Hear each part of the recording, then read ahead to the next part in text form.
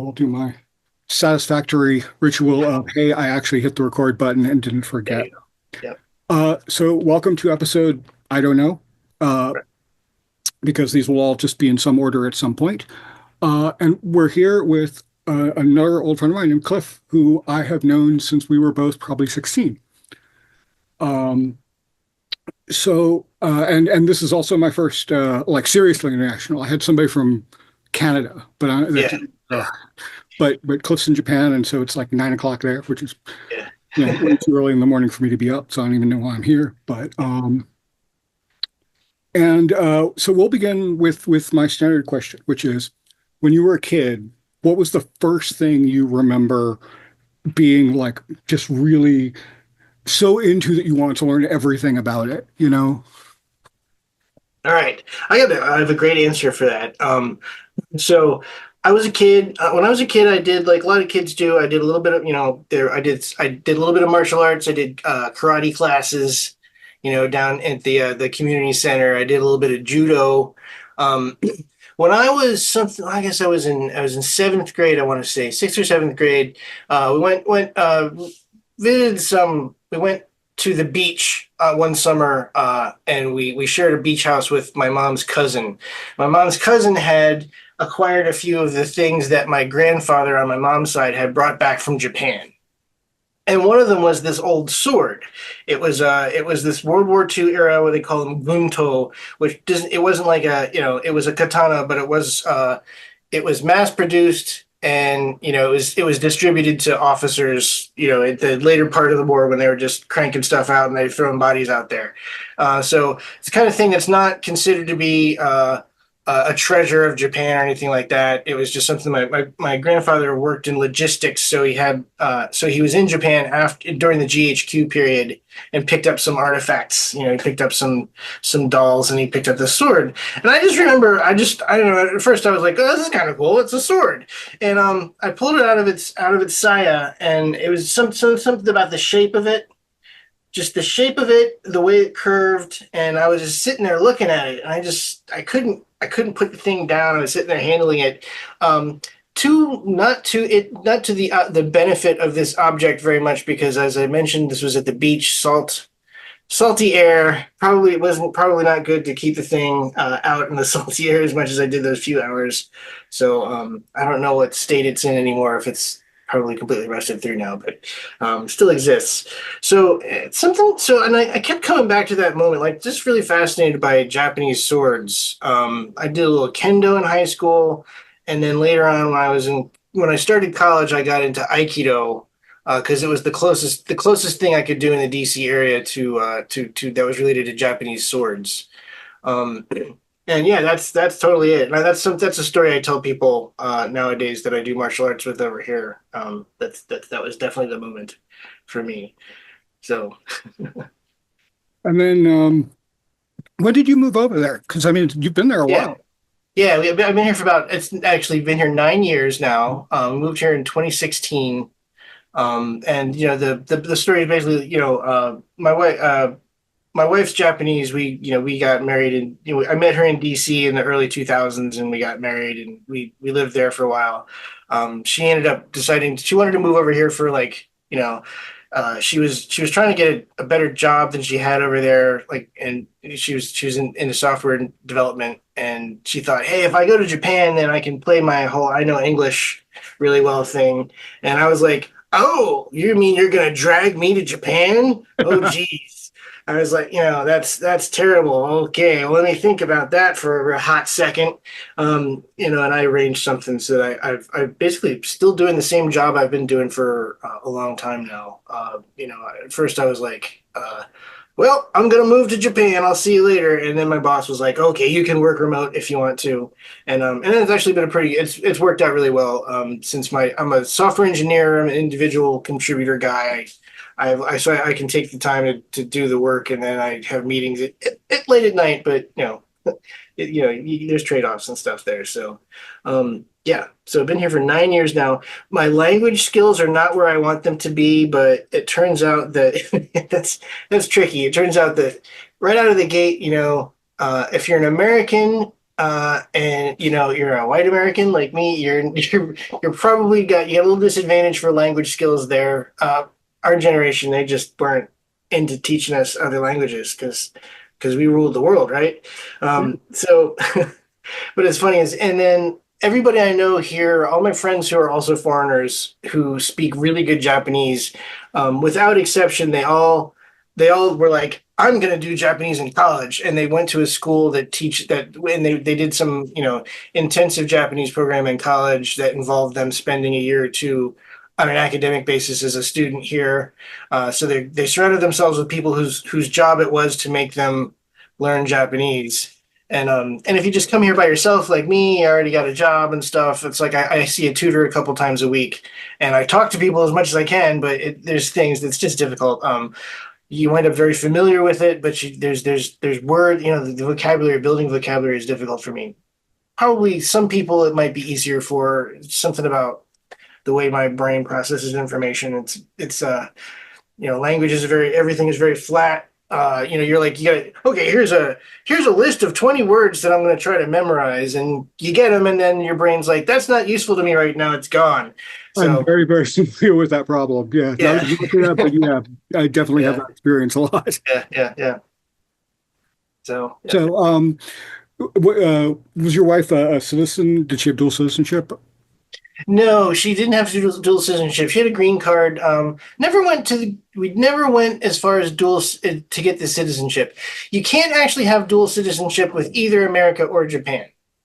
So Japan is very much like if you want to become a Japanese citizen, if I want to become a Japanese citizen, I have to tell them that and sign a paper that says that I'm going to go and revoke my Hmm. American citizenship. They don't check, but you can get in there. There can be problems if later on, if you wind up, if they find you trying to play one side against the other or something like that. Like they have revoked people's citizenship, and America just doesn't actually recognize dual citizenship per se. Hmm. The America doesn't stop you from having another citizen, being another citizen, but both sides they say like if something were to happen whose State Department are A you the remarkably responsibility of? American problem Yeah, right. way of handling that. Yeah, So yeah, the reason I ask is I was just curious if what was your experience just logistically moving there? I mean, were you able yeah, to just yeah. kind of pick up and go? Or No, it was difficult actually. It was a process. That was I don't know. I guess because I did it myself. I didn't have. I had a job, but my job let me move myself, but they didn't kick any. I didn't want to ask for it. They didn't kick down any funds or arrange anything for me. I had to sell the house.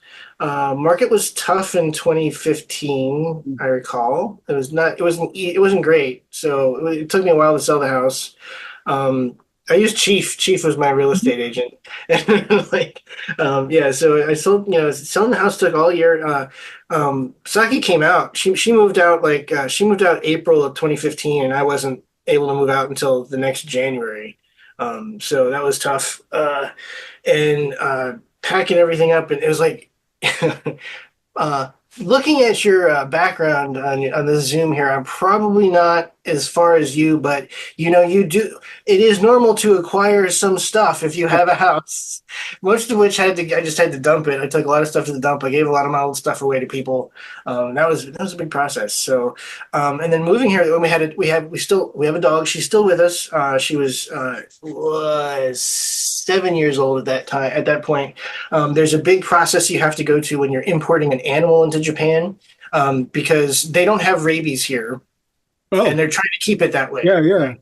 So since America does have rabies, you basically have to give the dog you have to give your pet a rabies shot and then another rabies shot within 6 months, and then you have to go get a the antibody level taken, a titer taken on the animal, and then you have to have that stamped by the ministry by the actual government ministry. It was the USDA, I guess. So so that was so she had a bunch of shots, and we had a vet that was totally up on everything. They were able to look it all up and figure out how to help us. The wound up being like the last, so it had to take the titer really close to the time that she flies to put the dog on the plane. So like the last week right before I moved, I had to take this certificate to the USDA office, which was in Richmond because they didn't even have a USDA office in DC. So I had to like drive down to Richmond. I mean, I could have tried because I didn't want to trust trying to send it and Right. then have Yeah. it mailed back, right? So that was that was a big it was a problem. And she was a tough dog, so she was okay with the it was a grueling flight, but and then and luckily Saki was here to receive to meet us. So because the dog you come out of the plane terminal, but the dog goes to this other terminal because they're in like they're in the baggage area, which is pressurized and stuff, and and I'm sure everybody involved is very concerned with making sure your pets make it okay. Um, you hear horror stories, but they're mostly about people who try to fly their animals on multi flight Mhm. multi-stop flights, Right. Right. and every time you transfer it over is Yeah. you're taking some risk. And then the other problem is trying to fly in the summertime when it's really hot. Hmm. So didn't do that. Made sure to take a direct flight, and it was winter time and stuff, but still, yeah. So yeah, that was the logistically that was kind of tough. And then I got here and I was like, and yeah. So then I got here and it was just it was amazing moving to a different area. Just going from suburban. I lived in suburban Maryland, right? I was in Columbia. Driving my car everywhere. I would drive my car. I worked. My office was direct. My office was like a 3 minute drive from my house, and I could actually ride a bicycle there in about 15 minutes, which I did a couple times, which was very unusual for American East Coast DC area lifestyle, I guess. But I would drive 45 minutes to go to the Aikido dojo 3 or 4 times a week, and just come down Route 29 to Silver Spring area, and so you're just driving around a lot, not used to taking public transportation.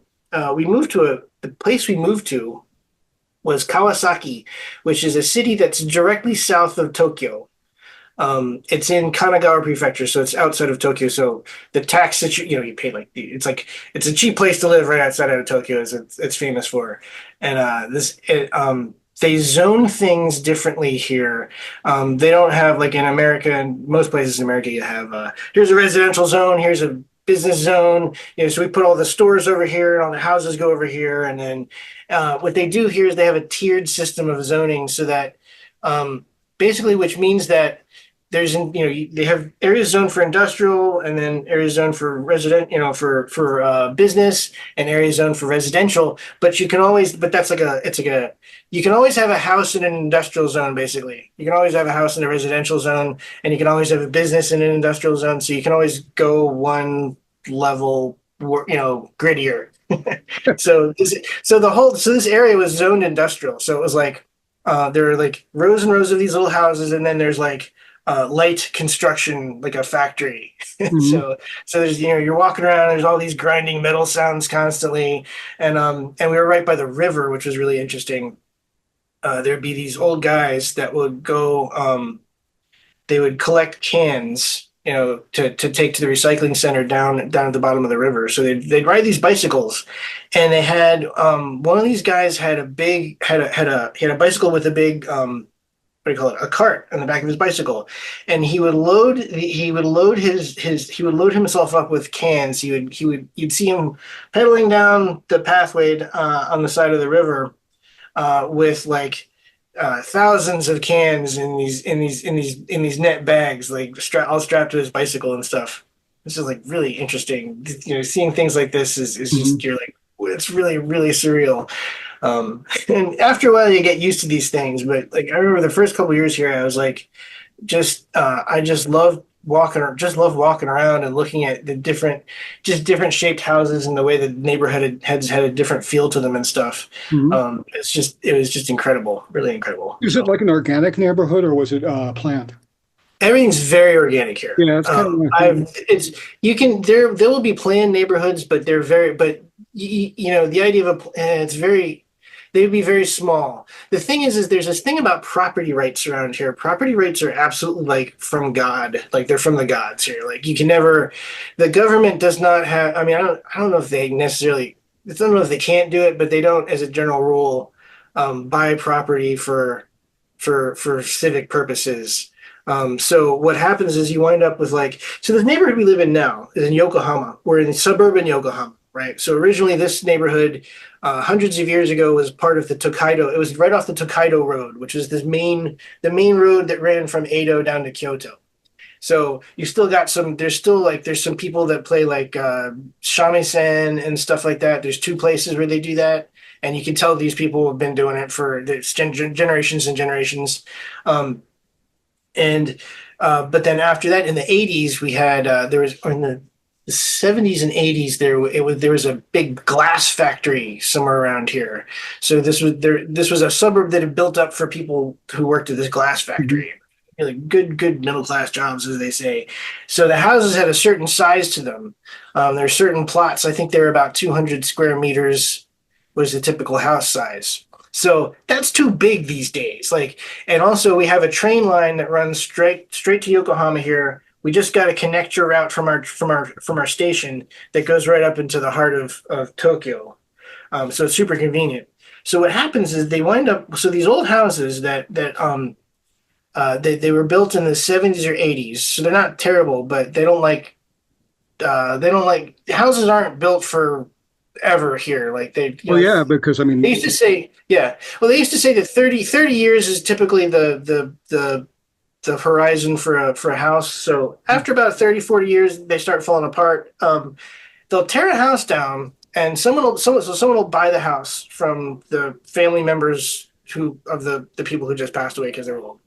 They'll tear the house down, and you walk by a lot where they tear the house down, and you're like, I always make a bet for myself, like how many houses are they going to put in this lot? hmm, And it winds up being like they'll put three or four houses in the space that one house used to live in. So everything sort of gets denser and the houses get taller.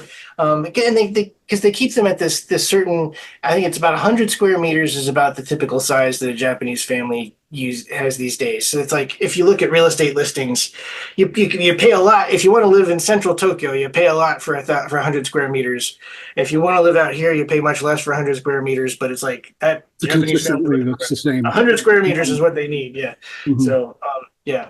So that's really interesting, and that's a constant process. Like there's constantly, no matter where you go, there's always some house that's being torn down or some building that's being torn down and replaced with a new one. It's like this constant renewal thing, which is also not used to seeing that in the East Coast. Just Not not to that the big, level it is certainly. here. Yeah, yeah, yeah. So yeah, I think the further you get it, well, I think that you drive through like DC and place yeah, where I grew up in Falls Church, right? Like you'll go through there and it's almost completely unrecognizable. Like yeah, yeah, one side of the street looks kind of like it used to, and the rest it's like walking. It's like yeah, when you wake from a dream. It's like, man, I was in Falls Church, but like this was completely different. Like my high school wasn't there, yeah, that sort of thing. yeah, yeah, yeah. Um, so thank you. Actually, that was really fascinating. Yeah. No, and that's like one of the things about this I've been really Yeah, enjoying because it's just like learning, all the other stuff. yeah, yeah, yeah, yeah, I've got a friend named Steven who is also in Japan, and he does yeah. his job is writing manuals in English for Japanese products, and so I definitely want to Oh, right, right. have him on Yeah. at some point. But a big part of why you were excited is because you were then able to continue your martial arts practice Yeah. and all of Yeah. that. Yeah. So you're doing Aikido and then sword. All right. Yeah. Yeah. All right. So I'll give you the litany. So I've been doing Aikido I mean, off and on. I've taken some breaks. The first break I took was after college when I started working. I couldn't do this. I couldn't schedule it into my life, but I've been doing Aikido off and on for 33 years now. I'm doing it again, but I didn't get right back into it right when I moved to Japan. I've been doing it very seriously until I moved to Japan for like the basically from the start of the turn of the turn of the century up until I left. I was very serious with it. I didn't start up right away. I tried one place. I tried a group near me, but the times so it just wasn't quite a good fit. The times didn't work out. It was kind of interesting, and so recently, for about a year and a half now, I've been in a really great place up in back up. I go back up to Kawasaki for it, but it's downtown Kawasaki. It's a really interesting dojo that it was the actually it's the second oldest dojo of Aikido in Japan, right? Oh, wow. So the original, well, there's a bunch of weird history there. The main line considered to be of Aikido. There's this central dojo, the head dojo they call the Hambu, the head place, I guess. Yeah, is in Tokyo in Shinjuku, and this dojo was a student, a guy who he was a judo guy. He was a very serious judo guy. He started training with the founder of Aikido in the 20s or the teens even. He also went and he also learned. He also went out to Chiba Prefecture to train this really old, the oldest of the old surviving sword schools called Katori Shintoryu. Um, and he trained that, and he got an instructor's certificate for that. So this dojo has been going since 1926. Not the building itself, because the original building was burned when America firebombed Tokyo, which was terrible, and we shouldn't have done that. And people actually do comment to me on that every now and then, like, "You shouldn't have done that to us." I'm like, Sorry, man," but what am I supposed to Out of my say? control. I'm sorry. Yeah. I said But something. yeah. But it's like I'm trained. I basically my teachers are that guy's grandkids, and one of the students who's technically he's kind of my he's really my junior, even though he's been there longer. Obviously, is this guy's great grandkid. So when Um, you went there with your dearth of knowledge that you had yeah, picked in yeah, America, yeah, yeah. was there any, I don't mean intentional friction, it was just the only word I could think of, but between what you knew versus, Yeah, yeah, yeah, yeah. No, so that's very interesting. So that's a good question. Um, and this gets into what about how Aikido is. And hopefully we can sort of run back to the sword stuff because I want to talk more about that. yeah, But yeah, absolutely. Please so ask Aikido, whatever you want. I'm here. So, yeah, yeah. So Aikido is a modern martial art, and it was technically founded by a guy. There was a guy before the guy, right? This guy before the guy was allegedly a samurai. At the very last, he was a kid during the Boshin War, which was when the Tokugawa shogunate fought its last stand against the imperial forces in the 1860s, I guess. So he was a kid at that point, and then apparently he was this guy. He maintained the old samurai ways, and he didn't give up that shit. And like, there's a story where he was this guy he is the kind of guy who has a story about him where he was walking through Tokyo, and in like the late 18th century, and some construction guys made fun of him because he had two swords, so he killed him. It's like, one of these weird stories that everybody's like, and there's so Aikido has a lot of these stories that are like sort of unexamined and people don't pay attention to context. Anyways, so there's different strands and lines of Aikido, and the stuff that comes out of the main dojo, the Hambu that I just told you about, so basically Aikido is basically a martial art where the way you train is there's a couple of preset attacks, like a wrist grab or two wrist grabs or two hands on one wrist or a shoulder grab. There's like an overhead karate chop, and there's a sideways karate chop, and there's two punches. There's a couple things like that. Basic attacks. You give this attack to somebody, and then they do a technique on you. And this goes back to this is sort of a I don't know, it's not really an evolution, it's more like a mutation of the way that old school martial arts were taught, which was based on a kata. So it'd be a kata where like this guy does this move, and then you do this move in response. Sometimes there's a back and forth, and there's techniques that are put together in there. It's like, not as I understand it, like just from what I was, it was a specific series of Yeah. like not even responding to anything. It's like you do this, you do this, you do this, you do this, and I Yeah. imagine at some point whatever they're doing intersects with one of those, Yeah, at one of those steps, yeah, and then you basically. finish the rest of the run. That's the idea.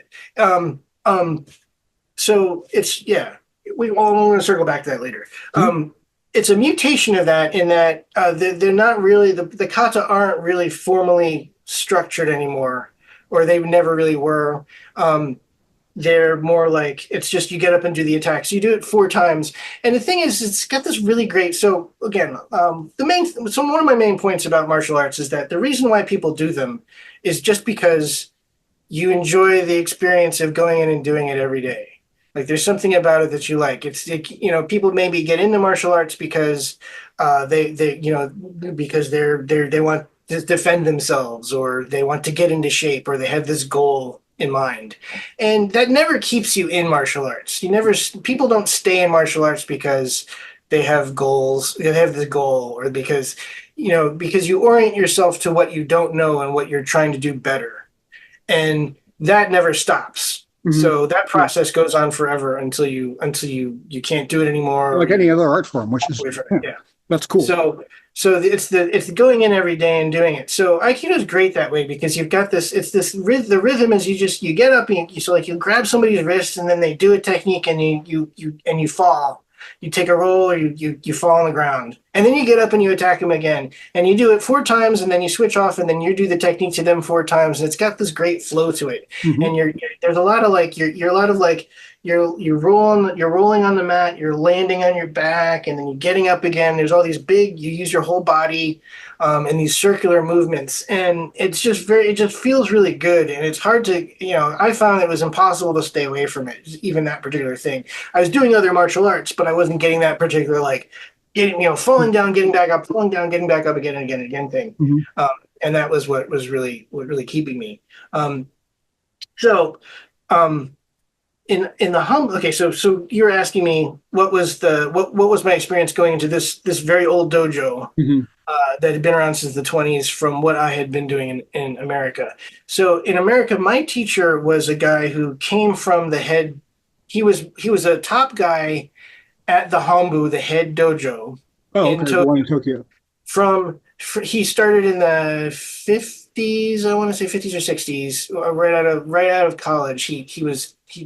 His whole story is he was a mechanical engineer and then he decided he wanted to do Aikido professionally instead. Um, he was one of the head guys and then he left and decided he needed to go to America because there was politics and stuff that he couldn't deal with and he wanted out and he wanted to go somewhere abroad and have a fresh start.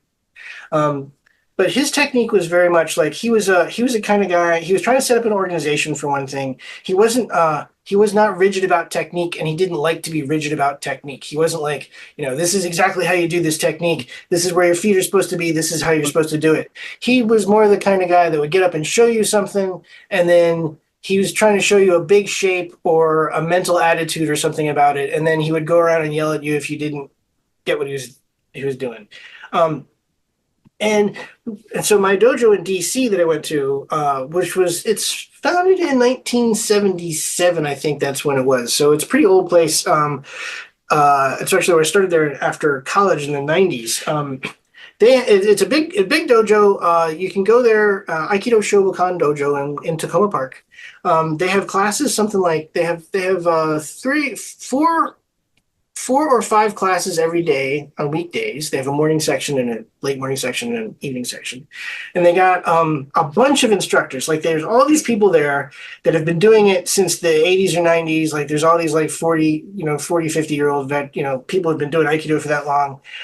And they get along really well. So everybody has their own style of teaching and their own backgrounds and stuff. And it's that kind of place. So they're also not really pushing on how you do things. How do you do this technique? They're going to show you, they show you a technique and then people sort of pick up their own ways of doing things.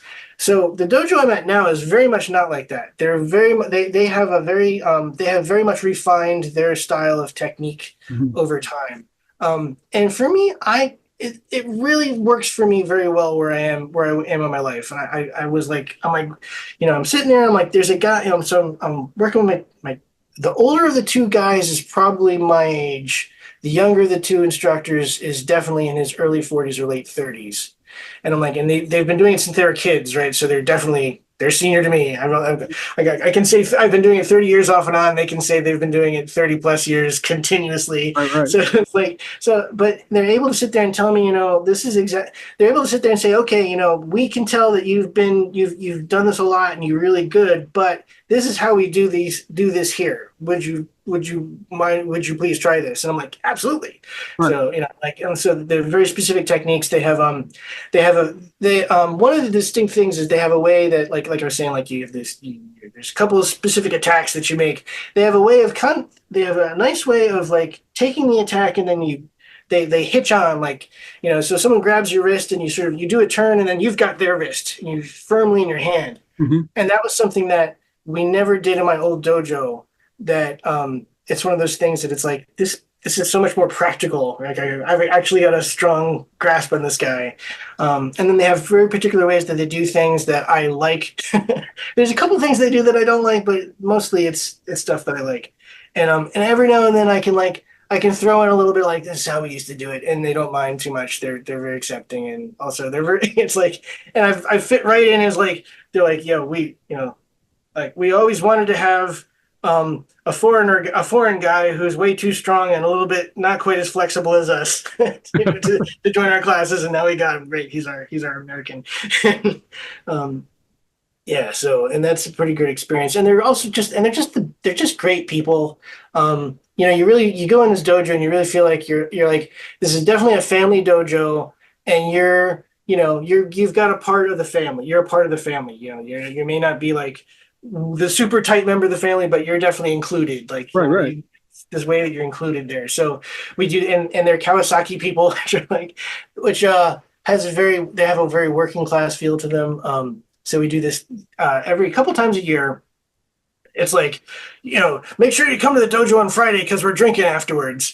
And what that means is that so they bring the tables out and they send somebody next door to the convenience store to buy a couple cheap beers and some snacks. And then we sit there and we all, everybody gets a little bit of the beer and we all have a toast and we eat snacks and we hang out and talk and stuff. And it's just very, very, very good people. Nice Mhm. people. I love that kind of thing. Yeah. Yeah. So, That's cool. Yeah, I was I herniated a disc, but yeah.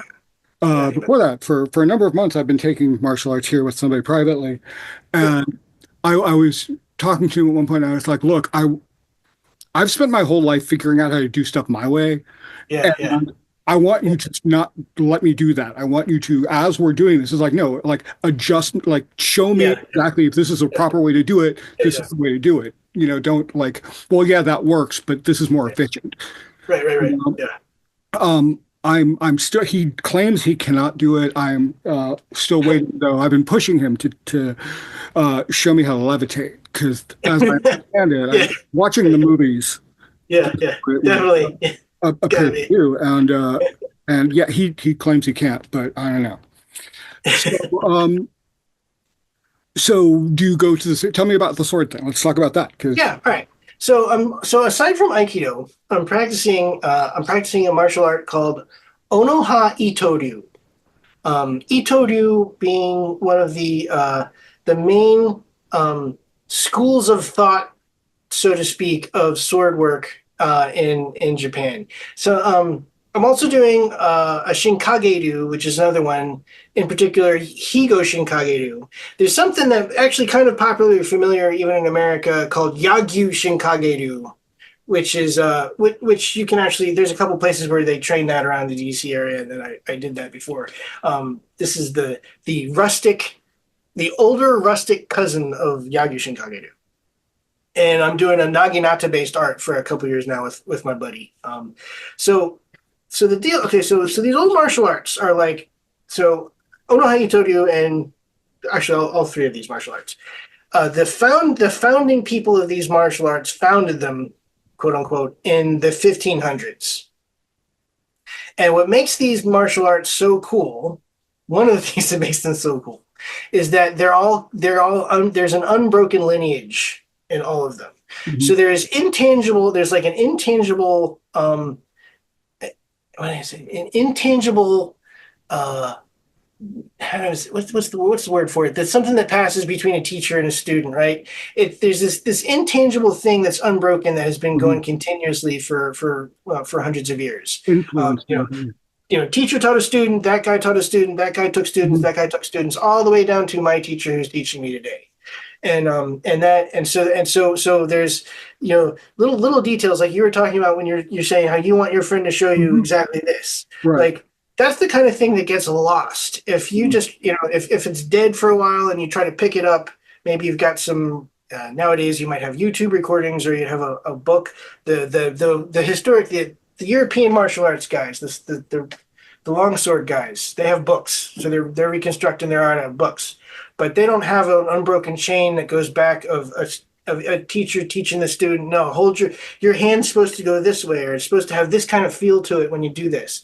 So they don't have that, and we kind of do. Doesn't mean they've been unchanged for that long period of time, because each teacher has the responsibility to make sure that the martial art is still vital. Mhm. He's got it's they've all got it's a mission. It's my mission is to make sure this thing is properly transmitted and properly represented. They might decide that things need to be emphasized and other things are de-emphasized. This is how we're going to do these things, et cetera, et cetera, et cetera, informed by other things that they do in their lives. So uh, Itodu was started in the late 1500s by and we have legends about our founders. The guy was apparently this guy was Kagehisa was his name. Ito Itosai is his professional name of legend. He was known to be he was he's got a lot. There's like stories like he was a wandering swordsman. Some people tried to jump him. So he he jumped up and he grabbed a branch out of the fireplace and he fended them off with just this burning piece of firewood. And that's where we get some of our short sword stuff from, like these kinds of things. Uh, he had two students who hated each other, and he made them duel each other to the death. Mhm. And the surviving guy was taken. He was recruited as, or he was placed on retainer with the Tokugawa with the shogun as a sword instructor. But they couldn't stand him because he was too strict and he was an asshole. So so he ended up not being the sword instructor of the shogun anymore. And the Yagyu Shinkageru people ended up taking that job. But so yeah, and then so the school went up to the north of Japan, Tsugaru Domain, Tsugaru-han, which is currently, I think it's Aomori Prefecture, the very north tip of Honshu, right before Hokkaido. There's Mhm. a prefecture up there now, which was a little bit remote.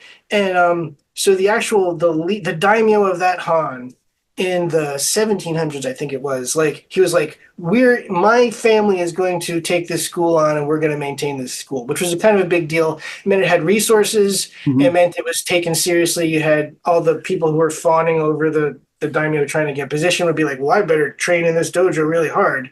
So there was a lot of so it was and they managed to maintain it a certain way. Um, as other schools started losing their essential spirit and losing their strict details for things like for what the proto kendo practice, for the gekken practice in those days. This one maintained all of its kata and stuff. So Onoha Itoru.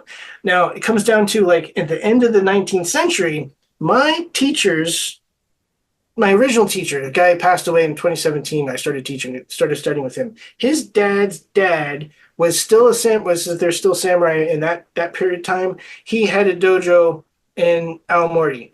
Um, so my original teacher's father, when he was living up there, he was one of he was one of these rich kids, samurai kids who used to be samurai, and their parents are like, so at the end of the Edo period, Tokugawa shogunate was like, we're abolishing these classes. There's no more samurai. We're not ruled by bushi anymore. So we're going to pay you out. So they paid out a bunch of cash to everybody based on their position. And a lot of families, some people put it into business. There were some failures. Some people pissed it away. A lot of people took their kids and or took at least sent at least one kid to the West to get educated, right? So he was that kid, but they also like they made sure he learned all this Itodu stuff. So he came to America and he learned I don't know if he was the one, but and so he became a Methodist minister as well as you know, and he also like and he was also instrumental in like uh deciding what kendo was going to be like. So he Mm. was one of the people on the committee. He was like one of these, he was an esteemed old swordsman, and also he was, you know, one of these esteemed people who had gotten the American education, and he was going to help lead Japan into the future Mhm. because Japan needed to like, we're like, whoa, these Americans showed up with these gigantic boats with guns and they blew us away, and we got to get ourselves modernized real quick. Mhm. So so this he did the two things at once. Like he was like, I'm very concerned about these old schools, but also I'm trying to figure out how to you know set up kendo and stuff. So a really fascinating thing. World War II happened, and this guy was he's a Methodist minister, Mhm. and somehow he managed to keep the wheels squeaked so that he wasn't like hauled off and put into jail Right. for sedition, right? Mhm. Like there was one. Apparently, there was something happened where he was like the the the headmaster of a prestigious high school in Tokyo, and they made him step down because they were basically were like, you know, you can't be teaching our kids. We know we know you're a minister of that Christianity stuff that's not Japanese, and if you don't step down, then we're gonna send your kids to the front lines. So he's like, okay, well, I'll retire then. Um, he built on the dojo that we so yeah so that he was a really interesting guy. He wrote a book. So he wrote a book where he laid out everything about Itodu, which is very unusual. Usually these are secrets, and they're trade secrets among these schools, and you don't publish them. So his kid, who just passed away in 2017, is really great, really nice guy. He took he in an old school Japanese fashion, definitely a 20th century Japanese fashion. He took the father's business. He took, but he went to American University actually, to seminary, and then you know he became a minister, and he also learned all the Itodu stuff, and he took all that up. And he was a kendo guy too. So the dojo that we trained in still was built in the 1960s, and it is a church. So we train in this. So there's a church, and it's like, and what happens is, it's you know, it's a really interesting space. We got wood floors and pretty high ceilings. It's Methodist, so like the pulpit area. Well, I can't what they call it. Not the kinza. I don't remember the Japanese word for it. The front, there's you know, it's just very basic. There's a little cross, but it's not like Catholic or anything like Right. that. Right. There's no gold. It's all it's Methodist very is it's also very pretty cool. yeah. And these Um, are people. These are the kind of like. So the thing about the Methodist thing sort of fits in. Basically, their type of Methodism. It's like, okay, we're gonna give up alcohol and we're gonna raw dog life. mhm. You know, it's like, so this is kind of like, it fits with this Budo aesthetic, right? Where you Mhm. know, this is tough. We're gonna train ourselves to be, training ourselves by hard. It's like a hard kind of thing, making the hard choices and stuff. So, and we have training there on Saturdays and Sundays. Saturdays after class, we clean up after class we clean the place out. We clean the place all the time, but we clean the floors and stuff. And we bring the chairs out and we set them up for the people that are going to come into church the next day, or that evening rather. And then they have morning too, and then they put the chairs away for us for Sunday, and then we're training back and forth, and like all the old videos that we have of there's all these old videos that we take in the dojo, and these two guys doing sword work in front of the thing. Actually, let me show you. Can I share my Yeah, screen? yeah. I like if you Let know me how to do show it. Like you. I literally just started doing Zoom stuff when I Yeah. Let me share like my screen. I'll send you a link to these clips. Let's yeah, see if because I got. I can edit it into it later. Here you go. Here you go. Here's a good one. This is so this is. Oh, no, go back. This is so the guy on the left is the current teacher, the current headmaster of the school, and the guy on the right. Can you see this? No. Okay, yeah. The guy on the right is like the second in charge. They're the two young guys who are the head of the school. We got a bunch of old folks who are fully licensed, right? So this is the Can church. you share your screen? Because Oh, you're not sharing my. Am I not sharing my screen? no, yeah, I can't see anything. I just see you. Okay, there you go. Okay, let's There you see. go. Okay, Yeah, so all right. there Yeah, you okay, go. cool. Yeah. So this is the basic. That's the first. No, this is not the first one. This is the 26th kata.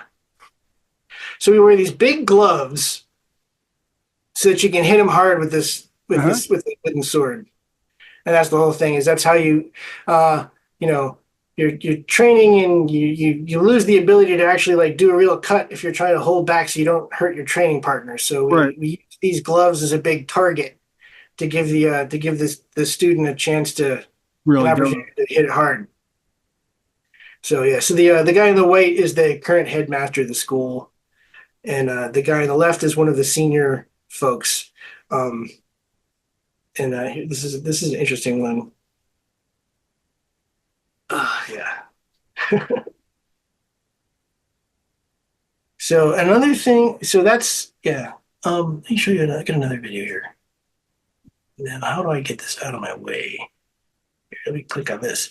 All right, so here's this is. I'm going to show you. Let's see if I skip forward. This is a video I took of an embu. Um, we have what these we'll have a there'll be a show or a presentation, I guess, of a of the martial arts happen at what are called Hano Embu, and they usually take place at shrines and stuff around Japan. Here you go. This is good. So we do stuff with live swords too. Mhm. Actually, these aren't live swords. They're metal. They're Mhm. steel. And so this when you're after you've been training for a lot of years, they start they you know you start carefully practicing with metal blades. And so this is yeah. So basically, this is what our kata look like. Mhm. Uh, the guy on the right is the shikata, which means he's the striking side, Mhm. and the guy on the left is the uchikata, which is the receiver or the doing side, basically. And so this is not improvised. Like each of them knows what their role is Yeah, exactly. because Now, it's demonstrating, right? yeah, exactly. And the thing is that in this type of training, you think, well, that's we get this. I get this a lot from Western martial arts people. Why, don't you do any sparring? And so I couldn't just do kata all day, but there's so many details in these kata and so many things that you can learn and that you continue to learn about them. And you can always do better, and you focus on them for a while, and you can actually sort of feel yourself getting better a little bit, which is nice. Sometimes you have bad days, but there's just an awful lot. Like all of these little things, like all the particular angle that he's cutting at, Mhm. the amount of pressure that you give, just there, how you do that cut, the energy with which you do these cuts. Everything is so intricate, and there's so much that you need to learn and that can be taught. And you find that each kata is a little universe of doing things. Mhm. And in a lot of ways, you're trying to. I mean, basically, I've drank this Kool Aid. I've been drinking this Kool Aid forever. But to my mind, if you really want to teach somebody a martial art, that focusing on this stuff is much more useful than free sparring or live live contact stuff.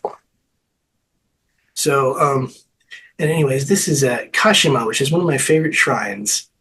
It's out on the east coast of Japan. It's about 2 hour car 2 hours by car or bus. Um, anyways, okay, so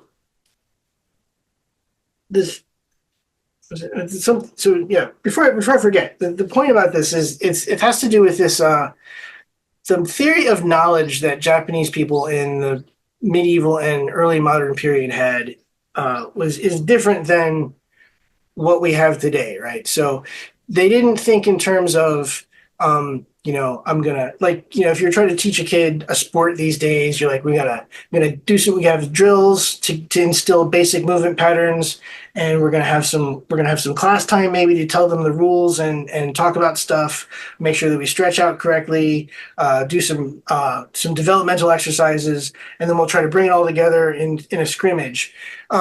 Because we've tested these things out, and we've come up with we're doing research, and we've got scientific method to prove that these are the best ways to do things. They didn't have the scientific method in Japan. They didn't have the Enlightenment. They skipped the Enlightenment and they caught up later. That's where like karate, like some kind of karate to a certain extent, but definitely judo comes from. Hmm. Is this adaptation of Japanese martial arts to a Western mindset about sports training? Um, when you're teaching a kid how to write in pre-modern or early modern or medieval Japanese stuff, you sit them down and you have them just with a pen or with a brush just draw kanji. Just do kanji again like all day. Uh, you're going to be copying the classics by hand, and the teacher's gonna gonna correct your details of brush strokes and stuff. And this is how you learn the language. So the point is, because what they're trying to do is they want to give the kid, they want to get the kid doing the thing that he's supposed to be doing, and get him to do it again and again and again forever. And then eventually, the kid's supposed to learn for himself spontaneously. Out of this repetition is supposed to come a jump up to the next level of enlightenment and understanding of what they're doing. So you do things so much that you can't not do them, and you do them perfectly, and then you realize what you're doing, and then that gets you the next level where you're a little more, you can analyze it, and then from there you start to do your own thing. Hmm. And so the question is, so the thing about swords were like back in the day, obviously people, there was a there was a let me stop sharing my screen. Uh, Japan had in like the 12th century there was one under one emperor. They had like a what do you call it, a conscript army, not a conscript army, but they had organized army. Like basically every family was supposed to give their elder son for military service for a certain period of time and stuff like that, and they trained them in mass formations and stuff, and they had a very rigorous military. They broke that down when the warrior clan started to take power. And these guys probably like their dad taught them how to hold a sword from when they were a kid, and they learned stuff like that. It was a very individual basis. So these schools of martial art, they're not necessarily for teaching how to fight, or they're not for teaching the skills of war. They use the skills of war to teach the person how to be a warrior. So like I was saying, like it's like and the question is so I guess these people were confronted with the question, what do I do? How do I what am I supposed to be teaching these students? What do they want me to teach them? So they would devise these kata that had, and if you do everything is done in a certain way, then that is supposed to instill these certain skills and responses in you that you can then access later on once you've attained mastery. That they'll just happen. Like so, somebody jumps out of the corner at you and tries to stab you, you automatically have a response that comes out. Because you've practiced these kata again and again. And then if they do the next thing, then you also have a response that comes out, because the understanding is that there's no time to think, right? There's adrenaline and stuff. Commercial time. So for years, I have had people up my ass to do a tarot deck, because a lot of the stuff that I do, I guess, reminded them of that. I've always been fascinated by the concept of apophenia, how you can use it. Apophenia is basically our brains are connection machines, right? And so you put a bunch of objects on a table and you tell people, hey, this all means something. Our brains will start going, oh yeah, of course it does, and put it all together. So once a friend of mine said, hey, you can sell those boutique tarot decks for like $60 a pop. I was like, hey, let's me do something like that. So I did a Kickstarter for it and was able to fund it. And so thus the Apophenia Tarot deck was born. Is this your card? And I'm very clear with why it exists. I straight up say, I personally don't believe in this, but if you do and it works for you, then that's awesome. But because I thought that the tarot was such a cool way to explore the idea. That was a great example of it, and that's always available through our personal store, which is egolikeness.bigcartel.com. So you can get copies of that there. We have copies when we have shows. So yeah, check it out if you can, if you're into tarot or just you want 88 pieces of small art. So I talk about that with when I'm with art students and with live performance with yeah, bands. I'm always like the trick is you need to have done it enough. yeah, Like when I'm painting, like yeah, I'm not doing that. Like my hand's just kind of doing what it does, and I'll check in with yeah, it every once in a while. yeah, Or on stage, like uh, I yeah, just told the story last night, but this yeah, guy we were on tour with, he had played guitar with a lot of bands, but he'd never yeah, been yeah. a person with the singer. Hmm, And he was hmm. like, "What do you think of the show?" And I was like, "Well, okay, the audience doesn't know this on a cognitive level, but here's what I see. I see I'm doing this cool move. I'm doing this cool move. Yeah, You're thinking about it too much. Like you need to get to the point where you're just moving and your yeah, body goes into those positions yeah. because Right, it's what right, you're right. used to doing." Yeah, yeah, yeah, I always explain it's like so it's like martial arts. You practice so much that when you need to do it or when you're doing it, like it just happens. Like yeah, when I'm on stage, my whole goal is don't fall down. You know. yeah, So, yeah, yeah. yeah, Definitely. absolutely. I'm a big fan of the whole like yeah, this is why you do this is so that Yeah, so you don't have to think about it. You can just do the thing that needs to happen. yeah, exactly. Yeah, right. And it was, so because so the yeah so possibly interesting. We don't have like in judo and aikido we have belts. You get a black belt at a certain level. We call them dan ranks, and first you have a white belt. Sometimes they do colors for kids, but usually it's white belt. Sometimes you exchange your white belt for a brown belt when you're halfway through the white belts, which are there's six of them, six ranks or cues. And then when you get your shodan is there's a it's a you take a bigger test that's more important than your first black belt. Now, in what some people don't get, and what doesn't necessarily apply across to other ones, I understand this is different in Brazilian jiu-jitsu. But in judo, aikido, and karate, shodan is when you become. That's like after you've gone maybe 5 years. If you're consistent and a good student, that means you begin your training. Is the idea, Yeah. and then you have a second or third degree black belt in aikido. Anyways, I don't know, probably judo, probably the other martial arts too. That's when you're considered to be a full-fledged person, a practitioner, when you get to third degree black belt. And then above that would be instructor. You're now an instructor or something like that to get to progress. So this is all new. This is judo stuff. Jigoro Kano, the judo guy from in the late 19th century, started all this stuff. Wait, did you say that the guy who started judo was named Judo? No, Jigoro. Oh, Joe. Okay, I was gonna His say. name. Yeah, no. It's like I'm not His sure if name. that's badass or what, but it's remarkably impressive if that was the case. Kano is his name. Kano. He was an interesting guy too. But the old way to do things, and what we do in Itodo is we have three. There's three ranks basically. There's three levels. Densho, and I'm gonna completely draw a blank on them. I have a tough time remembering them. And basically the first one, the first official one is like 10 years or so, which maps to about third degree black belt in the newer systems, right? So that's when you become a full license. They call it menkyo. Menkyo just means license.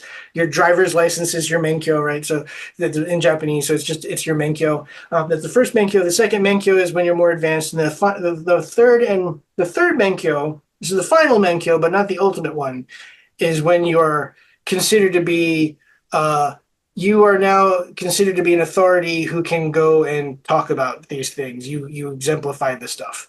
And our dojo, we have like six guys like that. They're all great people. The ultimate one is only the headmaster gets the ultimate one. And Mhm. there's actually a whole kata that only the headmaster ever sees or Oh, does. really? Oh, that's Yeah. fascinating. Yeah. So Yeah, and but so that's so they basically, Kano thought that's too long. You can't just expect people to come in here for 10 years before they get something. So he started the belt system. Now the former Sasamori Soke, the guy who was before, who passed away in 2017, instituted a halfway mark at 5 years, which is not a full menkyo.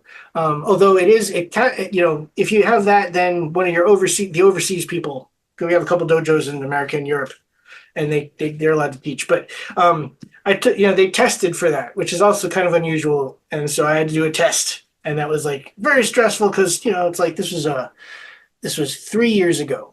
I took this test, and it was like um, I was super nervous about it because I kept hearing things like they were just going to give me the number of the kata instead of the name of the kata, right? So the first set that I know is there's 60 total kata is by number, but some of them are strung together so that you do one and then another one right away.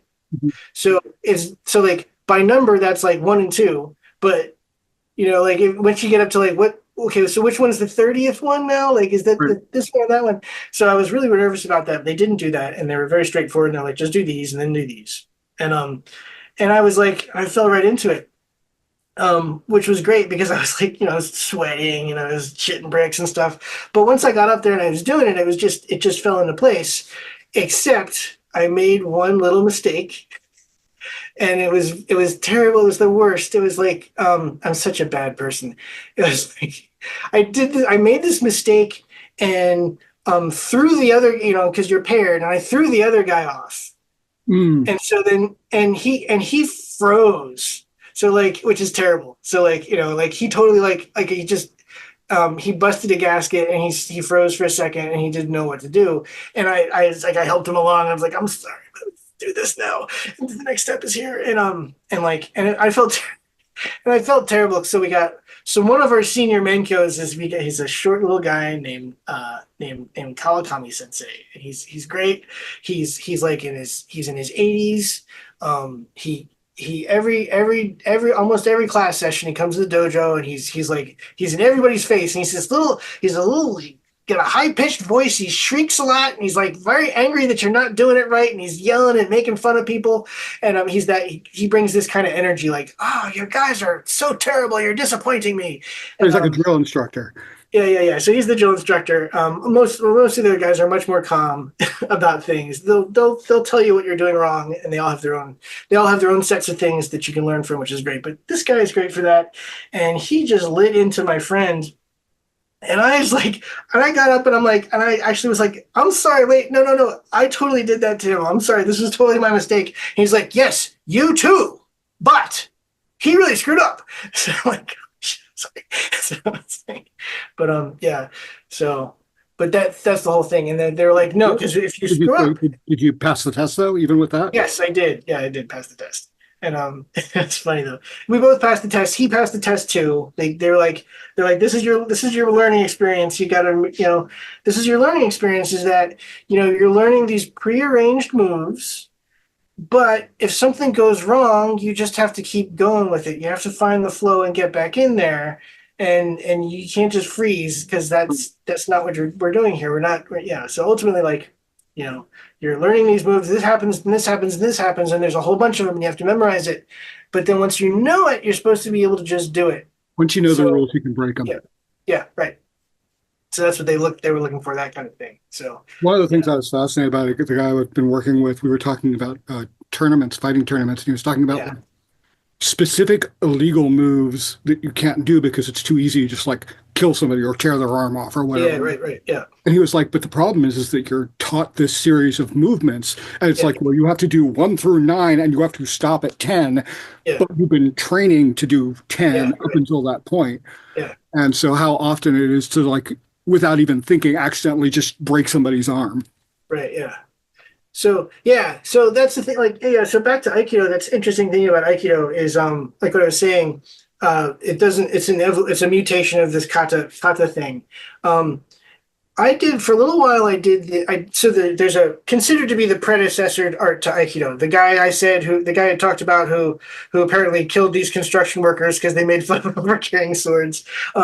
This guy's other students, it's called Daito-do, and it's also Aikido. They do Aiki. They call it Aiki. I don't want to get into that right now, but they're the people I was with were very strict about kata. So so you do these things. You practice much closer to realistically. You practice things like breaking necks and breaking people's backs and stuff.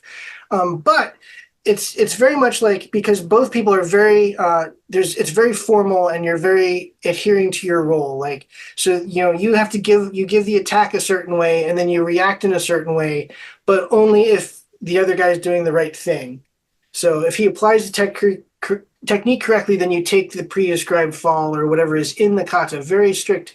And not only that, but it's not just that. It's that you start at the start before you start running through your kata. Each time you stand a certain phase apart from each other. You stand in a certain way with your hands right on your hips and you bow.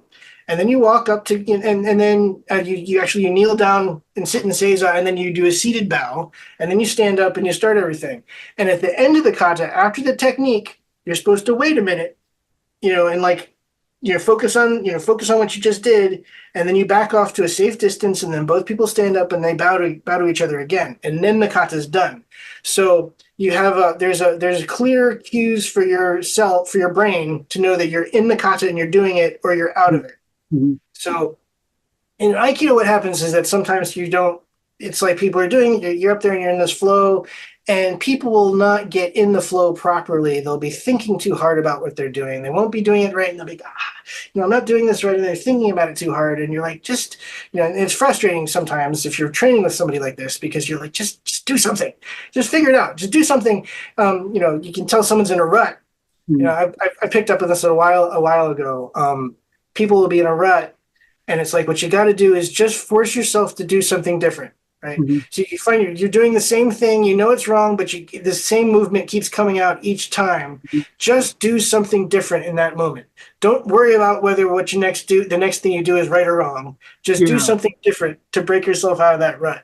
And That was something my teacher was doing because I would go through something and I'd get halfway through something. I'm like, nope, that was wrong. And I'd stop and he was like, no, keep going even if it's wrong.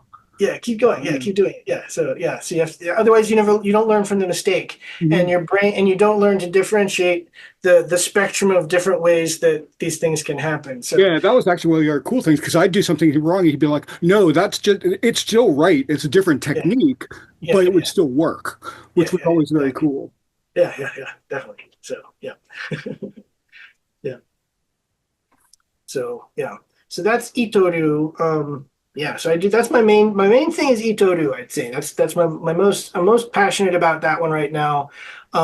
It's a big dojo. Yeah, we get what do we have? We're about ready to have a big international seminar next weekend, training camp on Saturday and Sunday next weekend. So there's people from overseas coming for that. So we had a couple extra people, but we had something like 30 people in the dojo on Saturday. Usually runs about 15 to 20 people, which is a lot. We get so many people, we have enough people that we'll have five pairs going on the floor at once, and everybody else has to sort of sit and wait for their turn. So you watch senior people do it a lot, which is nice, but that's not, like my other martial art I do, one of the other sword art I do, Shinkagyu, it's a total different feel. It's a different group, and we have a 2 hour session on Tuesdays, and you move the whole time. There's no pause. So that group that's a different lineage altogether of sword. There are three basic lineages of Japanese sword. There's Itoru, Shinkageru or Kageru, and then there's Shintoryu. So I mentioned the sword, the art that my Aikido people do is Katori Shintoryu.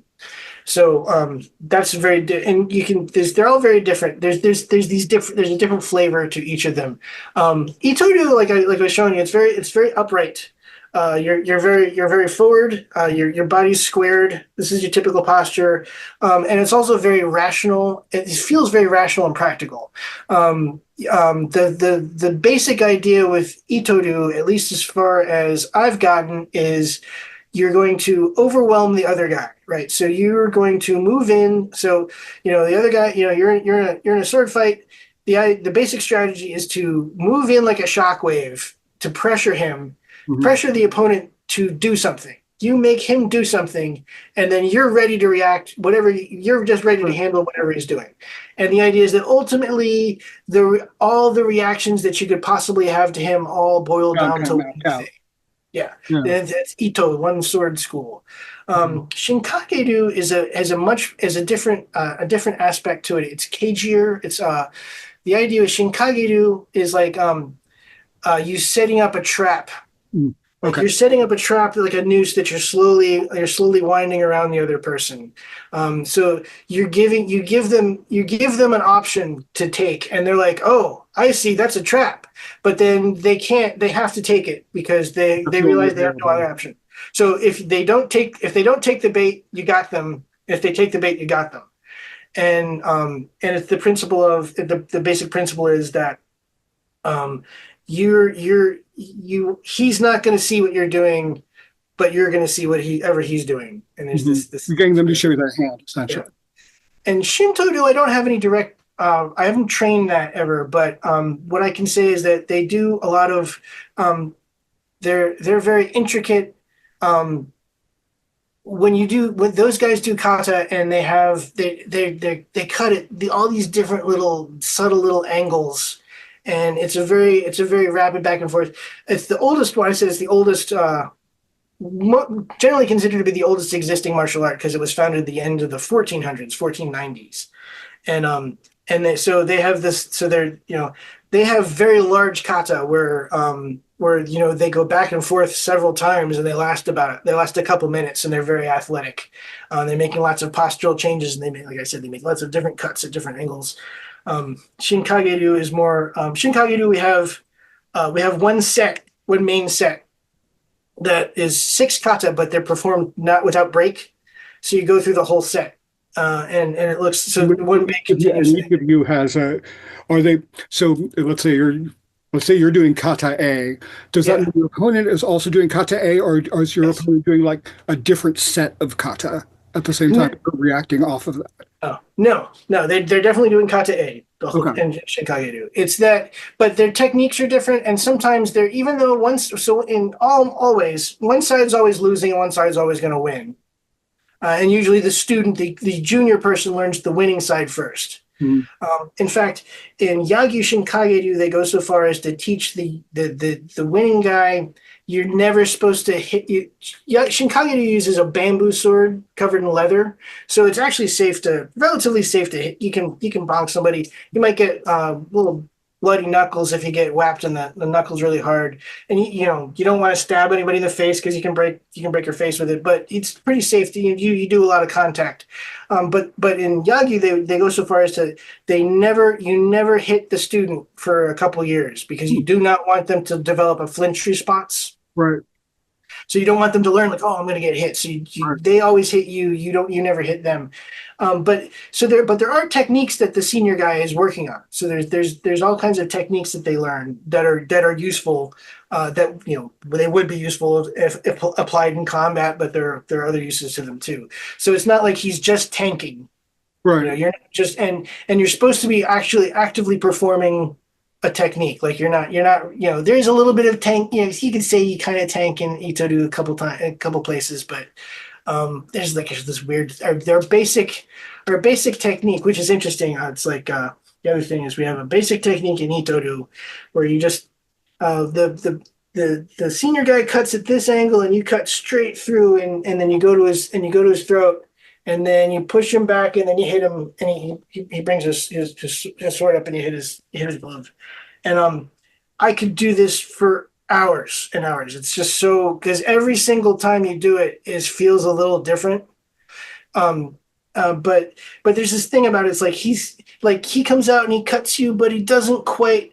it's like he's kind of cutting where he thinks you're gonna be, but because the sword doesn't quite make it all the way.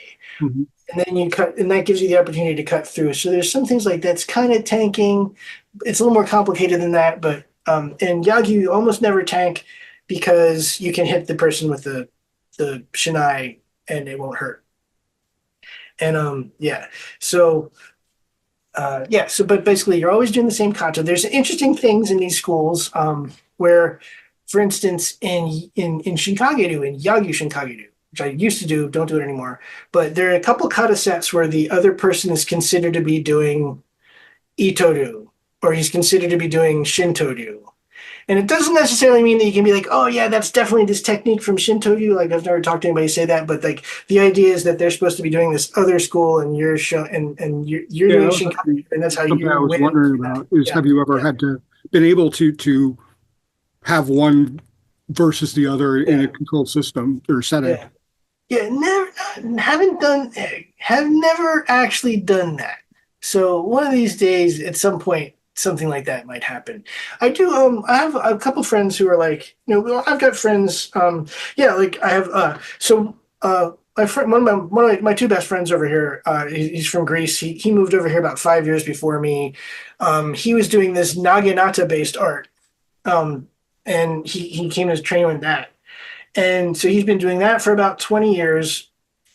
And his school, that school is such that the way that they structure things is once you get to a certain level, um, that you're once you're as far as you can go and you've learned the whole thing, the next step is to become an instructor.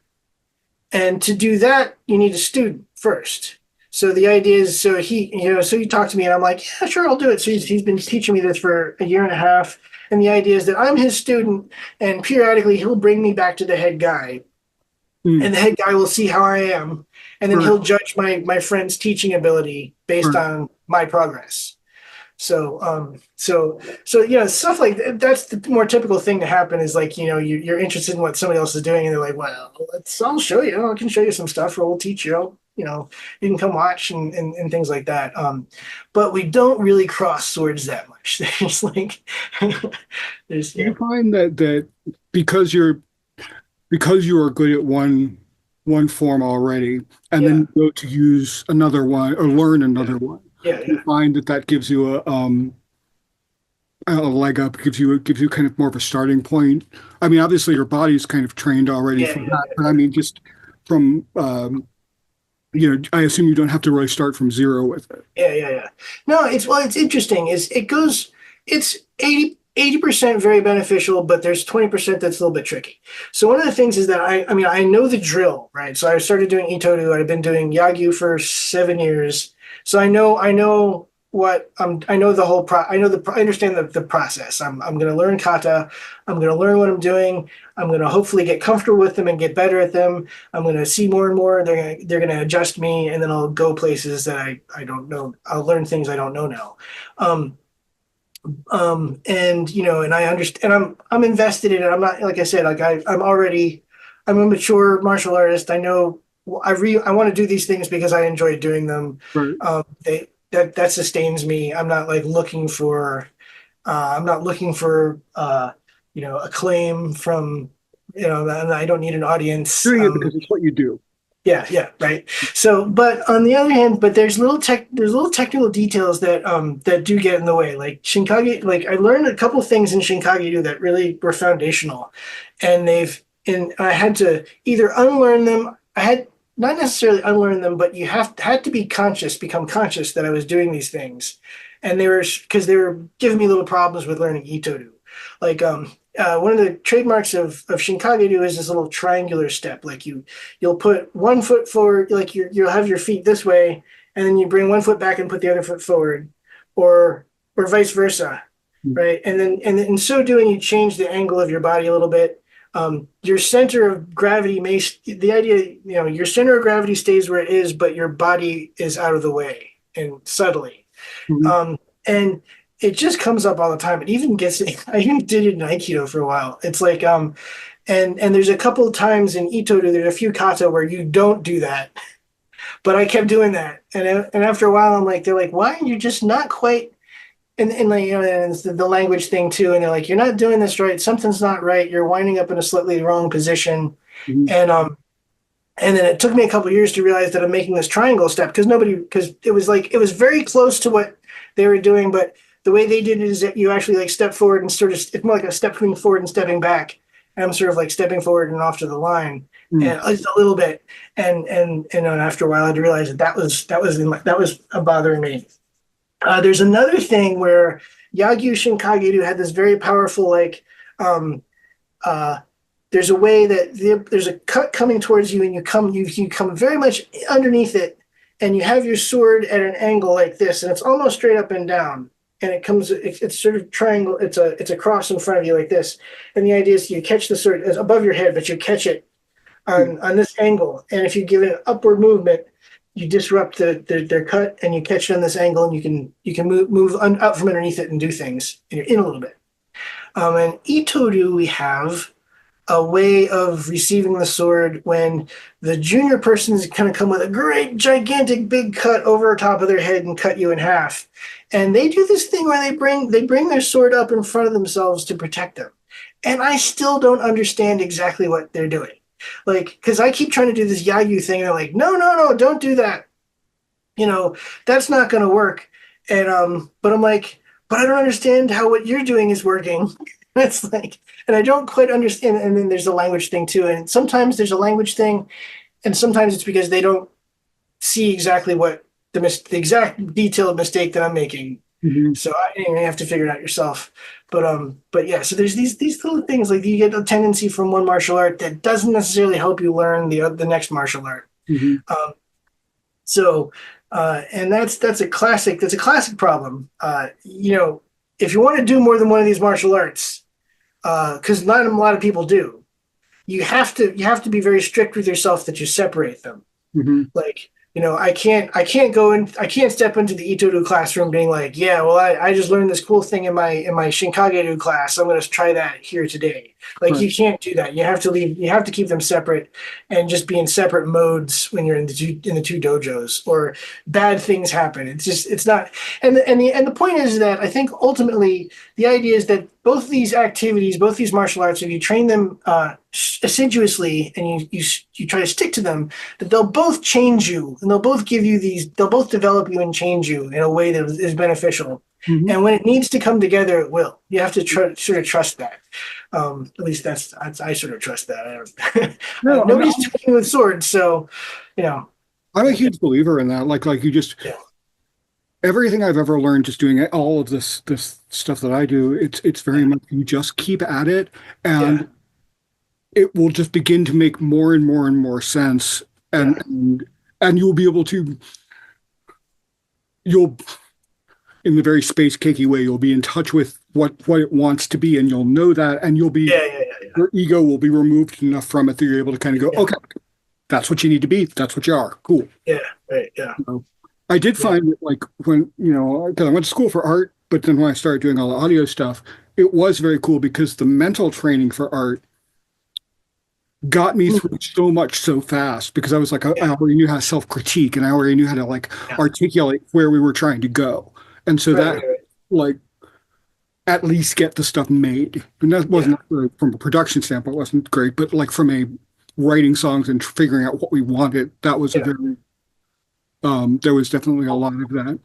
yeah, So one of the questions I always have about Aikido yeah, specifically is I took Aikido very briefly, and yeah, there's always this I can't say always there is occasionally presented as this mystical level yeah, of it that yeah, goes into key energy and stuff like yeah, that. yeah, yeah, Even with my teacher about that, and he right, was like, well, I mean, and from a now in hindsight, I can definitely see it useful as this is a visualization technique. yeah. Is that essentially where that's at? I mean, when you strip it all down. Well, so there's some interest, yeah. So basically, yes. The idea is that's what key is. Key is not a big deal. Ki is it's a character. It loosely means energy, but that doesn't, kanji don't necessarily. When you're starting to learn kanji, they're like, look, this is mountain. See, it's shaped like a mountain. This is river. See, it's three lines shaped like a river. That's very, very basic stuff. And once you get past there, the kanji are more lexicographical. They mean they don't contain the meanings inside themselves like that anymore. They're not pictographic. Um, and ki means energy, but it doesn't mean any kind of energy, right? So denki is electricity, right? Tenki is weather. Genki is your health level. So and ki by itself is I think it was one movement in the Aikido thing, which comes from other stuff. The idea that there's a vital energy that you channel through your body. My original teacher, Saotome Sensei, was very much into the whole, he's like, there's not just, he got into the whole, like, there's not just five senses, there's a lot more than five senses thing. Pretty, in the early 2000s, he would just teach it like, yeah, there's obviously something, like if you hold your hand out and you just slowly bring your hand together, you can feel your other hand, or you do this from another person too, you can feel their other hand before you actually touch it a little bit more and more. Like there's obviously some kind of, the hair follicles are picking up on the other person's warmth and their whatever kinds of ion charge they have from rubbing their feet across the carpet and stuff like that. So there's something to that. There's and another, it's useful in terms of like so swords are great. Like a great example for this. Like if you have two swords, you put I'm working with a student and they got their sword up against mine because we're doing that part of the kata. You can sort of feel whether they're tight in their hands and they're moving it down here, or whether they've got their sensation out at the tip of their sword and they're pushing it like that. You can really feel that. And when you're cutting, when Itoru, when someone hits here, you can tell whether is the force of their cut, is it coming through the tip of their sword, or can you feel them kind of collapse because they're holding their hands too tight, and you can tell that they're moving, their strength is like down. this versus Right. So it's very easy to say, oh, your ki needs to be in the tip of your sword. You got your ki down here in your hands. Put your ki up here. It's a way of like visualizing the focus of it, where the right. Where the, so this is where the intent is. Yeah, where your intent or where your energy is. And there's words for intent, and they use that a lot. But I always use ki, and it seems to work. People know what I'm talking about, anyways. So the interesting thing about Aikido is there's this debate. So there was a debate that was a very '60s thing. One of the main guys in post-war Aikido, Koichi Tohei was his name, and there's a lot of Tohei Aikido around. He broke from the main group and created his own thing, which is called Ki Aikido broadly. I think there's 3 or 4 little lineages inside of it now, and they do ki exercises and stuff. And I don't know much about those, but and they do a hop. Before they throw you, they do this little hop, and it's just funny. But and there's that, and there's this debate about whether ki, there's always a debate about whether ki is things there. There's silly stuff. There's like no touch throw people, which we get that in Aikido a bit. There's a couple of people that do that. That's a Hanbu. That's a certain group of people in Hanbu do that, and generally not preferred. People don't like to see that elsewhere in the Aikido community.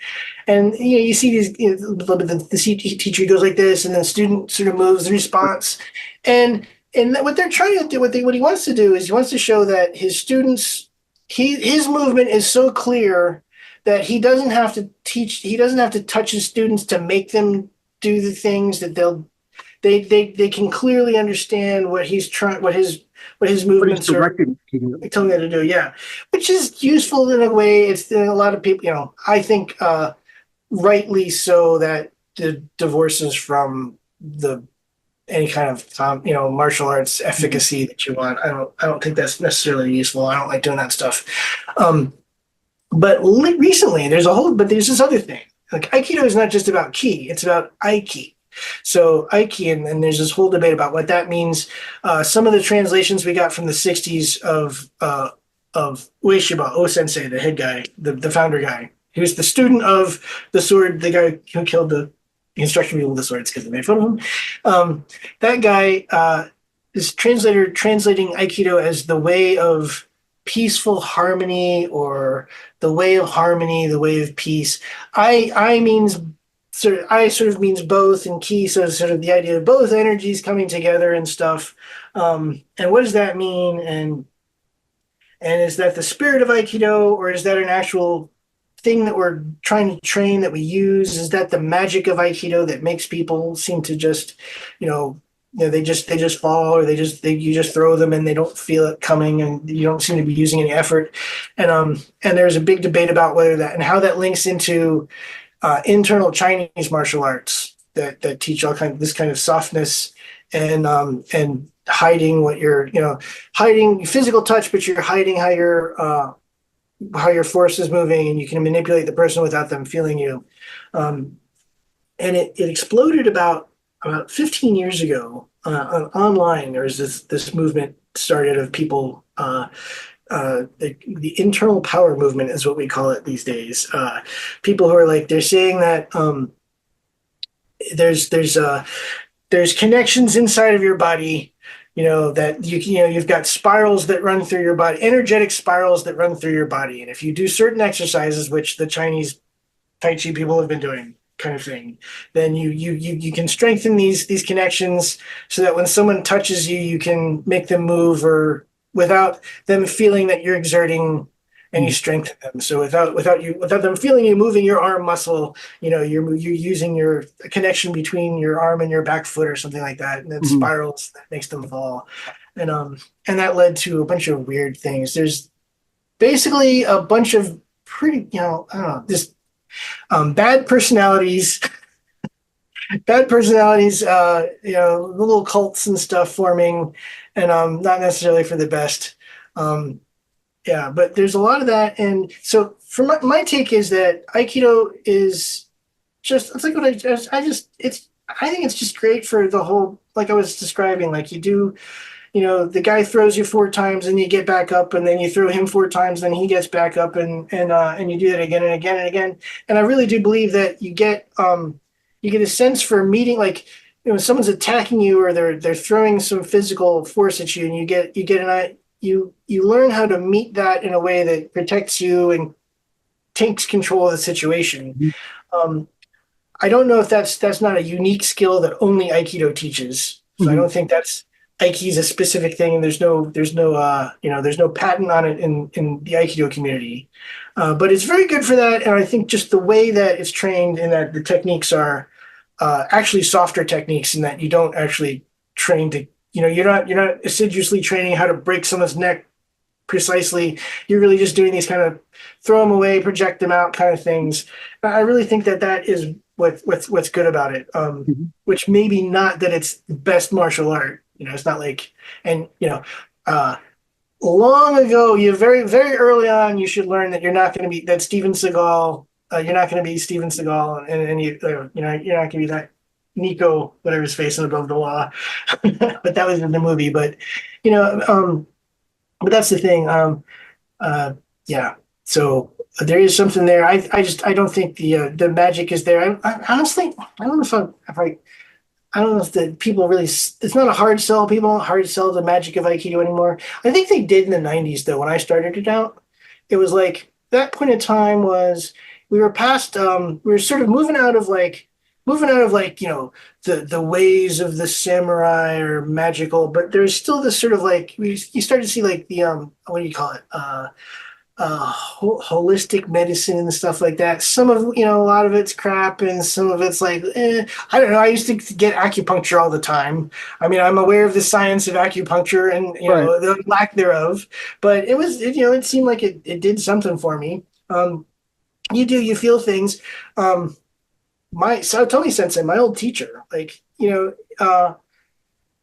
he would, the couple times that because I didn't train, I wasn't, he's like a great grandfather kind of figure in the dojo. He would show you stuff, and he wanted to direct the whole class. But if you getting my hands on him a couple times, it's really interesting. Either grabbing his wrist Or one time he did do a cross swords with him. He was like, he'll sword out. He's like, come knock my sword out of the way.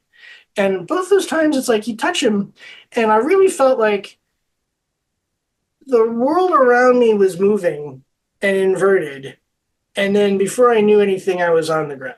Like Right. that really that's an honest experience that I had. Mhm. Like, and I think back on that and I'm like, I don't know what happened and I don't understand. I don't know how to do that myself. I don't know if I do that, if I can do that, but that was a thing. Mhm. Something special happened there. It was, it's pretty interesting. So, you do have moments like that, but generally speaking, I don't think it's fruitful to pursue that. Right. Yeah, you should No, just I be, love the idea of it as an analogy. I think that's yeah, brilliant. yeah, I remember when I was taking it, it was presented as a very real thing. yeah, yeah, yeah. And when we were kids, so who knows? Maybe it was one of those things where like this is just a great shorthand for what we're trying to explain. Right, yeah, yeah, yeah, Um, yeah. I don't So, know. Well, yeah. so the I guess my closing question is pretty much always just where do you have a specific thing that like you're not doing? I mean, to me, it seems like you're just going to you don't have a specific goal, and you can't, as you said, but you're just kind of doing what you do. But is there anything that you well, I guess what else is your current obsession, your current thing that you're really into? Yeah, no, pretty much. Yeah, I mean, um, well, I'm just trying to live my life here, man. I'm like, I'm just trying to keep myself healthy so I can keep doing this. But I really, I guess, and I don't know what you two do. I really would like to, I really want to get them, I really want to progress and I want to be one of those top guys. I hope I have the opportunity to do that, in a couple of decades, honestly. Um, I don't, I think that sometimes I'm a bit, my teacher, like I got into this stuff because the older generation, the generation before mine, the people who were here in the 70s and 80s and 90s, they were all like they were here for a while and then they came back, and that was sort of always the plan, right? Like people do that, people come here and they teach English, and I'm going to teach English in Japan for a while, and then they go on to the next thing and they go back home. And I'm not going to do that. I'm not intending to move back. I'm going to stay here. I don't know why. Sorry, I Uh, don't not thinking about moving back to America right now. I, there's a real good reason for that. but I don't have any students, and I'm like, I don't know, So wouldn't I feel like passing something on is something I want to do. I Mhm. haven't really got an idea for that yet. I haven't been writing and stuff for a while. I keep thinking I should put together some YouTube videos where I talk about things just so I can have them up there. I have a YouTube channel, but all I do is I go and I film Embu when other people are doing their martial arts. And then I just try to make those nice videos and put them up. Just this isn't not like this is me. I'm not trying to Mhm. this is my video, but I'm trying to put up a video of these people doing this thing in public so that other people can see it and so there's a record of it. But I do have thoughts, and I think people would be, other people are gonna, take it or leave it. I got some thoughts, kind of thing. Share those. I can do that one of these days, but yeah, but for the most part, I'm pretty busy. It keeps me pretty busy. I got four martial arts I'm doing. I got something I can do every day of the week. And and I got a job. I have a it's not a 9 to 5, but I got a job, and I gotta keep up with that. So yeah, it's like I did that. Yeah, so that's the other thing is I'm a software engineer. I do like being a software engineer. I like writing code. I did the whole thing where I tried to get a job with all I really had to pick from over here was like Google and Apple, which are two of the hardest places to get into, and I didn't a couple years ago. And then they were like, we were hiring too many people. We need to lay off tens of thousands of people, anyways. And I don't, Apple I'm still okay with. Google I don't like anymore, anyways. It wouldn't. Yeah, yeah, Yeah. disappointing though. But even before that, I would for recreationally do the whole like the stunt coding, they call it leak. There's like Leak Code is the main one. There's like a websites where they have interfaces where like write code that does this, and then we'll test it and you see if you pass, and then you get a score and stuff like that. And I was doing that for years before that, anyways. But I'm the kind of person that like I'm like you, Steven. I'm the kind of person that I like to have. I have a job and I have passions, and I guess like keeping them separate has always been I think something for it's me. a very So valid way to do it. yeah, And I would, because I would tell people, I'm like, you don't want to do what I do because I know. it's like I live right here, and if Yeah, it doesn't work, then there's a real yeah, problem because I can't go out yeah, and do that. yeah, So, exactly. I've got friends of mine, a lot of the people I know that do music and stuff like that. It's like they have a job or that they love or that they can cope with, and it Yeah, yeah, allows them to do this other stuff. yeah. And I think Right, right, that's right. great. You Yeah, know, yeah, I just like if I couldn't do what I do, I don't have any other real skills like yeah, that. This is McDonald's, yeah, so yeah, like it's I had we there's this one year where we couldn't tour about 10 years ago, and yeah. I ended up being a medical courier for a while, and it nearly killed me. Like literally, it Oh, was awful. Like oh, I was yeah. essentially driving from Maryland to New York twice every day. Wow, yeah, yeah, And it was at first it was kind of cool because I was listening to these great audiobooks and learning all this shit, but I yeah, was so exhausted that like I'd get all these really cool ideas for stuff I wanted to do, and then I'd get home and I would just be too exhausted to do anything with it. yeah, yeah, yeah. Yep. So like Exactly. Yeah, that's the trade-off. It takes yeah, that's the trade-off. You put energy into paying the bills, and then you only have a certain amount left over for what you want to do. So yeah, yeah, yeah, and like and even there like nothing I do like I can go out and get a job and that's cool. Or I can sit down and do a painting in 3 hours that I can sell for $5,000, yeah, assuming yeah, it sells. yeah, right. So it's kind of like it's hard to feel like motivated to do this thing where I'm getting, X amount an hour or whatever. But Exactly. it's like let's just do 2 hours of that. And then, Yeah, so yeah, um but yeah, well that's cool. I'm so glad that that you have found all not found it, but you're motivated to do it and you're making the most out of it. That's really wonderful. And that you're just yeah, able to I don't know, it just always makes me happy when people find these niches that they can function in and their life works, yeah, for that. yeah. It really was. It was because I guess what happened was I got really into Aikido. I was really looking for something like that when I was in college the first time. College the first time didn't work out. I had lots of untreated anxieties and stuff. I didn't succeed in college, but then I got a job where I was working. One of those the '90s. So Doug Humphrey was starting his internet company, and like they were just hiring people because nobody knew how to do that stuff. So and I knew people, and they're like, "You're smart. Come, we'll show you what to do." And I started a career that way. And then the .com bubble burst, and I was like, what am I doing? I failed. I didn't succeed in college, and now I've got this career that I feel like I have I feel underqualified for this. Jobs are I'm having a hard time getting a job.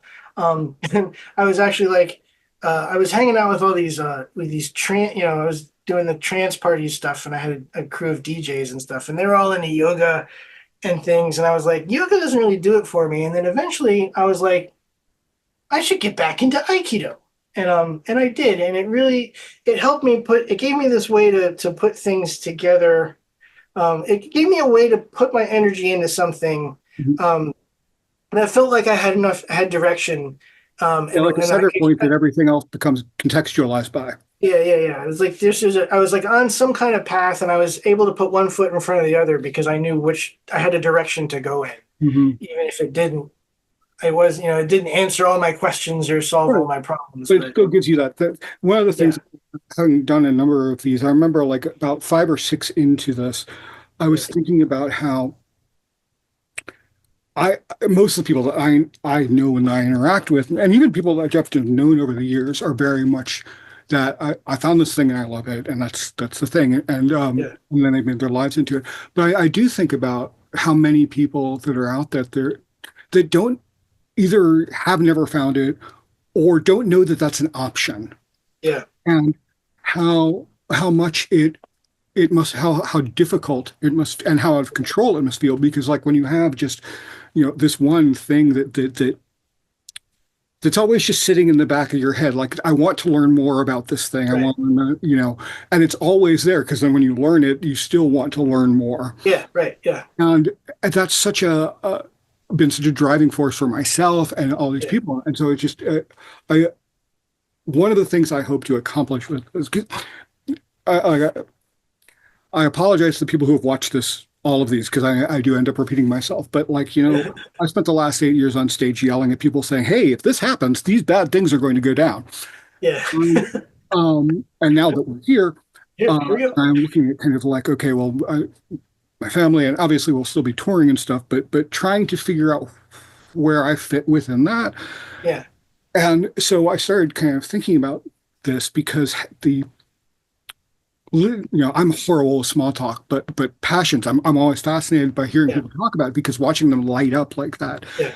and it's so contagious. And Yeah. so I was thinking, well, A, there's adds benefit of because it's always about trying to get your market share up so people know what you do and so Yeah. it's neat. Yeah. But also, this is a positive thing. It's like hopefully people will find this and, you know, maybe it's learning something new that they didn't know about something or um discovering something that they might want to find out more about or Right. whatever. It's just but Yeah. but I love watching people's, when I'm talking to them, their eyes light up when it's just about something like that I know like dick about, or like Yeah. talking to the guy last time, it's like, yeah, so we strung up 8 bears and we were bleeding them out so we could then cut their skin off, you know? Um, and just like, yeah, so it's been a wonderful experience doing this, because of that. And so anyway, thank you so much for Yep. all of this. And I will. You said you had a YouTube channel. Do you want to let people know about it? Yeah. Yeah. How can I send you? I'll send you the link to my YouTube Yeah, but channel. yeah, that's It's perfect. yeah, it's the Koryu Bujitsu is my YouTube channel name. So that's I'd have to spell that out, but yeah. Yeah, yeah. No, please do, because what I'm going to do is when I'm collecting a bunch of these and then I'll put them all out at once. And so I'm going to rate Yeah. everybody when I do that. I'm like, okay, now if you have something happening in the immediate time frame, Yeah. uh, then I'll add it to it and all that stuff. So, Yep. Yep. So all right, great. Well, thank you so much for being thank part you of for it. having me. Yep. Yeah, no, Great. absolutely, absolutely. Right. So as always, you can find prints, original artwork, T-shirt, tarot deck, whatever else we're selling at any given time at egolikeness.bigcartel.com. You can find all the latest news about stuff, egolikenessband.com. We are on Bandcamp, egolikeness.bandcamp.com. Stoneburner is stoneburnerofficial.bandcamp.com. All of my projects are under Wolfcore Records. So it's wolfcore-records.bandcamp.com or stevenarcher.bandcamp.com, etc. We're pretty easy to find. You can find our books on Amazon. We're published through Raw Dog Screaming Press. Ego is currently on Metropolis Records. Stoneburner is currently on Cop International. And we're also pretty easy to find on the social networks. We're there under our names: Stephen Archer, Donna Lynch on Facebook. We're on Instagram, Ego Likeness, Art and Music with little underscores between each letter or between each word.